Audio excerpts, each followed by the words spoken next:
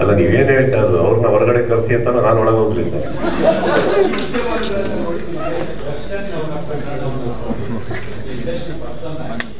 Sir, ನಾನು ಏನು ಹೇಳ್ಬೇಕು ತುಂಬಾ ಇದೆ ಹೇಳಾಗಿದೆ ಸರ್. ಈಗ ಅದನ್ನೇ ಕೆದ್ಕೊಂಡು ಮಾತಾಡೋದಕ್ಕೆ ಇಷ್ಟಪಡೋದಿಲ್ಲ, ನಾನು ಯಾರ ಮನಸ್ಸನ್ನ ಅನ್ವಯಿಸೋದಕ್ಕೆ ಇಷ್ಟಪಡೋದಿಲ್ಲ. ಅವ್ನು ಹೇಳ್ತೀನಿ ಕೇಳಿ. ಅವರಿಗೆ ಅಂತ ಒಂದಿಷ್ಟು ಫ್ಯಾನ್ಸು ಊರೆಲ್ಲ ಇದ್ದಾರೆ, ಅವ್ರದ್ದು ಅಂತ ಒಂದು ಕುಟುಂಬ ಇದೆ. ಕರೆಕ್ಟ್.